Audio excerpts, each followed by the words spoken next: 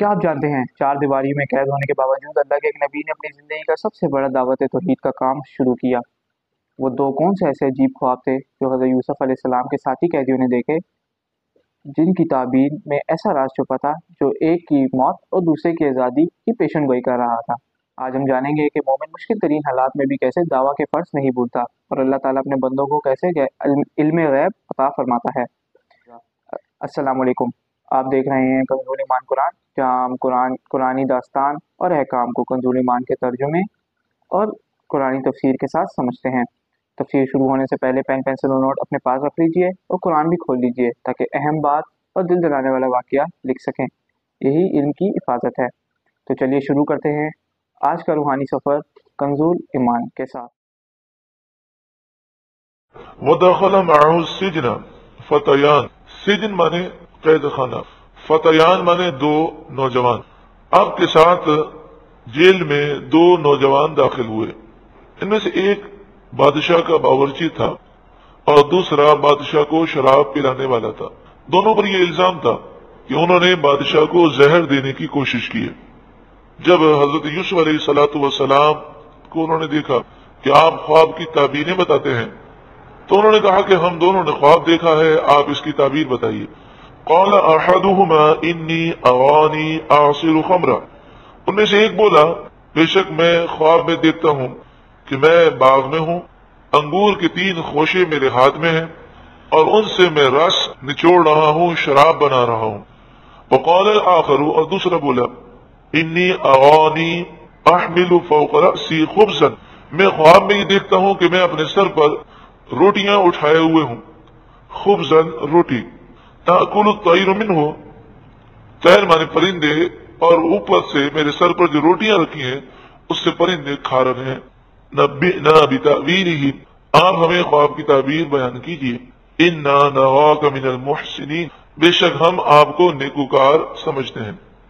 आपने ख्वाब की ताबीर बताने से पहले इन्हें यह फरमाया कि देखें, ख्वाब की ताबीर तो बहुत से लोग बताते हैं, लेकिन अल्हम्दुलिल्लाह मुझ पर रब का ये करम है कि मैं गैब की बातें बताता हूँ, इल्म यकीनी की बातें बताता हूँ, और मेरी जो बातें हैं वो बिल्कुल दुरुस्त होती हैं क्योंकि मैं रब की तरफ से बताता हूँ।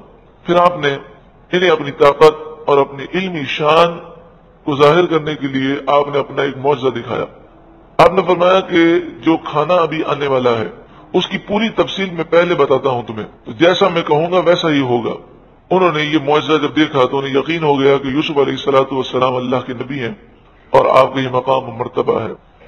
फिर आपने इन्हें इस्लाम की दावत दी, तो इन दोनों ने इस्लाम कबूल कर लिया और दोनों मुसलमान हो गए। हमने देखा कि यूसुफ अलैहिस्सलाम ने अपना मकाम और मर्तबा आपने कब जाहिर किया, जब उसकी जरूरत आपने महसूस की। तो अल्लाह के नेक बंदे बड़ी ताकतें रखते हैं, लेकिन वो ताकत का इजहार अपनी जात के लिए नहीं करते, दीन इस्लाम के लिए करते हैं। कौला, आपने फरमाया, ला यातीकुमा ताआमुन तुज़क़ानिही इल्ला नब्बअतुकुमा बितावीलिही क़ब्ल अन यातियकुमा, जो खाना तुम्हें दिया जाएगा वो खाना आने से पहले मैं उसकी पूरी तफसील तुम्हें बता दूंगा। ज़ालिकुमा मिम्मा अल्लमनी रब्बी, ये वो गैब की बातें हैं जो मुझे मेरे रब ने सिखाई।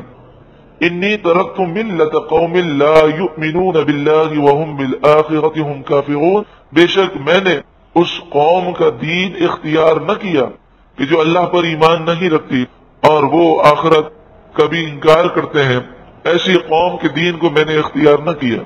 वत्तबअतु मिल्लत आबाई, मैंने अपने बाप दादाओं के दीन की पैरवी की। कौन है बाप दादा? इब्राहिम और इसहाक और याकूब, इब्राहिम और इसहाक और याकूब। याकूब अलैहिस्सलाम आपके वालिद हैं, इसहाक आपके दादा हैं और इब्राहिम जो है आपके परदादा हैं। वत्तबअतु मिल्लत आबाई, मैंने अपने बाप दादाओं के दीन की पैरवी की। मालूम यह हुआ कि अगर बाप दादा हक पर हो तो उनके दीन की पैरवी करना और फख्र से ये कहना कि मैंने अपने बाप दादाओं के दीन की पैरवी की, इसमें कोई हर्ज नहीं, बल्कि ये तो यूसुफ अलैहिस्सलाम की सुन्नत है। तो हम भी अल्हम्दुलिल्लाह फख्र से ये कहते हैं कि अहले सुन्नत व जमात ने सहाबा और बुजुर्गान दीन की पैरवी की, और हमारे बाप दादा अल्हम्दुलिल्लाह मुसलमान थे और वो अहले हक थे। उनके जो अकायद थे वो कुरान और हदीस के मुताबिक थे। अल्हम्दुलिल्लाह हम उसी अकीदे पर कायम व दाइम हैं। और जहां कुरान पाक में बाप दादाओं के दीन की पैरवी से मना किया गया, وہاں کافر، مشرک، یہودی، عیسائی، ایسے باپ داداؤں کی پیروی سے منع کیا گیا جو جاہل ہیں، جنہوں نے شریعت کے خلاف کام کیے۔ ما کان لنا ان نشرک باللہ من شیء، ہمارے لیے ہرگز ہی جائز نہیں کہ ہم کسی کو اللہ کا شریک برابر ٹھہرائیں۔ ذالک من فضل اللہ علینا، یہ ہم پر اللہ کا فضل ہے، وعلی الناس، اور لوگوں پر بھی اللہ کا فضل ہے، ولکن اکثر الناس لا یشکرون، لیکن اکثر لوگ شکر نہیں کرتے۔ یا صاحب السجن، آپ نے انہیں اسلام کی دعوت دینے کے بعد اب آپ نے ان سے خواب کی تعبیر کو بیان فرمایا۔ آپ نے انہیں اپنا معجزہ کیوں دکھایا اور انہیں اسلام کی دعوت کیوں دی؟ آپ اللہ کی عطا سے یہ جانتے تھے کہ ان دونوں میں سے ایک 3 دن کے بعد آزاد ہو جائے گا اور دوسرا جو ہے وہ 3 دن کے بعد اسے قتل کر دیا جائے گا۔ تو آپ جانتے تھے کہ ایک جو مرنے والا ہے، تو آپ چاہتے تھے کہ مرنے سے پہلے اسے اسلام نصیب ہو جائے اور اس کا خاتمہ ایمان پر ہو۔ جب ان دونوں نے اسلام قبول کر لیا تو پھر آپ نے خواب کی تعبیر بیان کی۔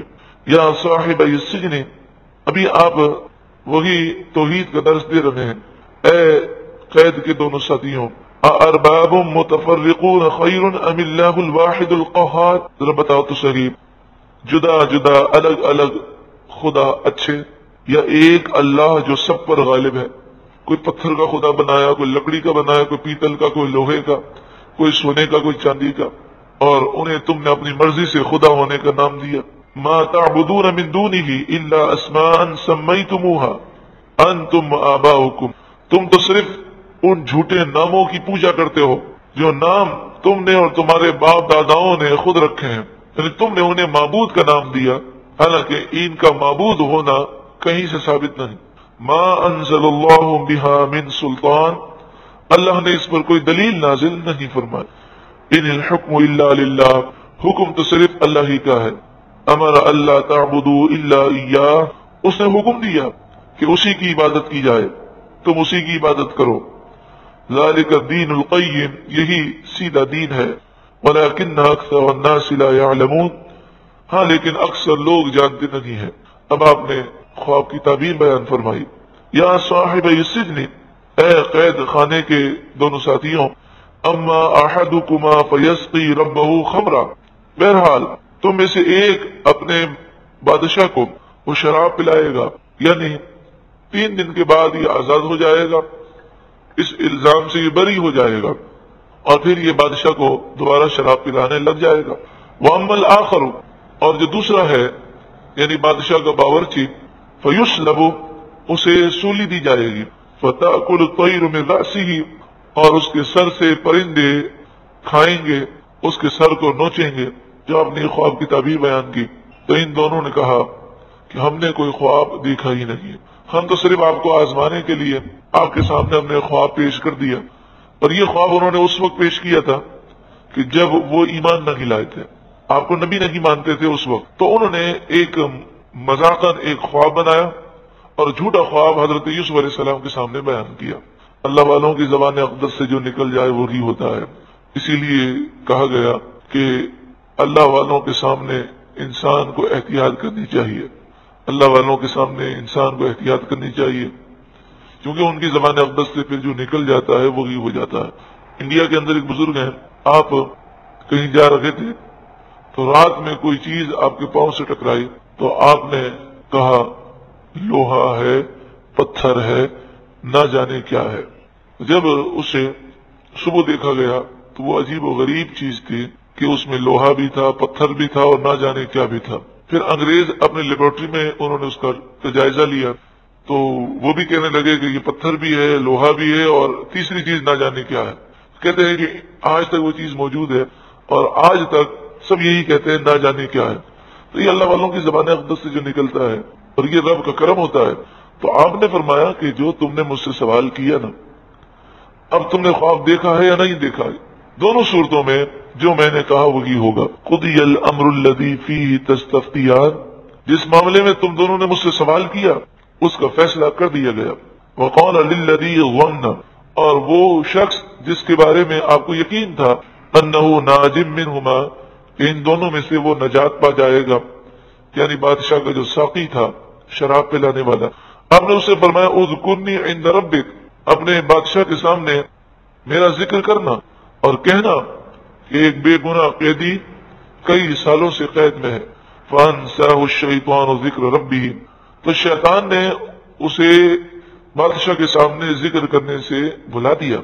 فلبث فی السجن، تو یوسف علیہ السلام جیل خانے میں رہے بضع سنین، کئی سال، 5 سال تو ہو چکے تھے، اس واقعے کے بعد مزید 7 برس آپ جیل میں رہے، اس طرح ٹوٹل آپ 12 سال جیل میں رہے۔ اللہ رب العالمین کروڑوں رحمتوں کو نزول فرمائے حضرت یوسف علیہ الصلوۃ والسلام پر، کیسا وہ درس دے رہے ہیں کہ صرف گندی باتوں سے بچنے کے لیے جیل خانے کو آپ نے اختیار کیا، یعنی گندی باتوں کو سننے سے بھی ایسی نفرت ہے۔ اللہ رب العالمین کے صدقے میں ہمیں ایسی پاکیزگی نصیب فرما کہ ہمیں گناہوں سے گھن پیدا ہو جائے، اور کیسی گھن پیدا ہو کہ اگر گندگی کا ڈھیر لگا ہو اور اس میں ایسی گندگیاں پڑی ہوں کہ جن کا نام بھی لیتے ہوئے ہمیں الٹی آتی ہے، وہ گندگی کا ڈھیر ہو، اور کوئی ہمیں کہے کہ یہاں پر 1 منٹ کے لیے آپ کھڑے ہو جائیں، تو ہمیں کیسی نفرت ہوگی، کیسی گھن آئے گی، ہم وہاں 1 منٹ کے لیے کھڑے نہیں ہوں گے۔ جہاں پر میوزیکل پروگرام ہو، ناچ ہو، بے پردگی ہو، بے حیائی ہو، فحاشی ہو، عریانی ہو، جہاں پر گناہ کی باتیں کی جا رہی ہوں، اللہ کرے ہمیں اس سے زیادہ ان باتوں سے نفرت ہو جائے، گھن آ جائے۔ آج کی اس قرآن تفسیر میں ہم نے سیکھا کہ انسان جتنی بھی بڑی مصیبت میں ہو، اس کی سب سے بڑی ذمہ داری توحید کی دعوت دینا ہے، کیونکہ یہی تمام مسائل کا حل ہے۔ حضرت یونس علیہ السلام نے پہلے خواب کی تعبیر دی، مگر اس سے پہلے دین کی دعوت دی۔ یہی اصل سنت ہے۔ قرآن صرف سننے کے لیے نہیں بلکہ زندگی بدلنے کے لیے ہے۔ تفسیر کے اس حصے میں حضرت یونس علیہ السلام کی دین کی دعوت یا توکل میں سے کون سی بات آپ کو سب سے زیادہ پسند آئی؟ کمنٹس میں ہمارے ساتھ ضرور شیئر کیجیے گا، اور اگر آپ چاہتے ہیں آپ کو اسی طرح کی ہدایت بری ویڈیوز اور قرآن تفسیر ملتی رہیں تو اس چینل کو ضرور سبسکرائب کیجیے گا اور بیل آئکن کو دبانا مت بھولیے گا۔ اگلی دفعہ ہم دیکھیں گے جب مصر کے بادشاہ نے ایک عجیب خواب دیکھا تو وہ خواب کیا تھا، اور اس کی تعبیر سے کیسے حضرت یونس علیہ السلام کو آزادی ملی۔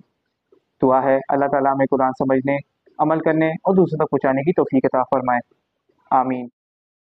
درود پاک پڑھ لیجئے۔ مولایا صلی وسلم دائما ابدا علی حبیبک خیر الخلق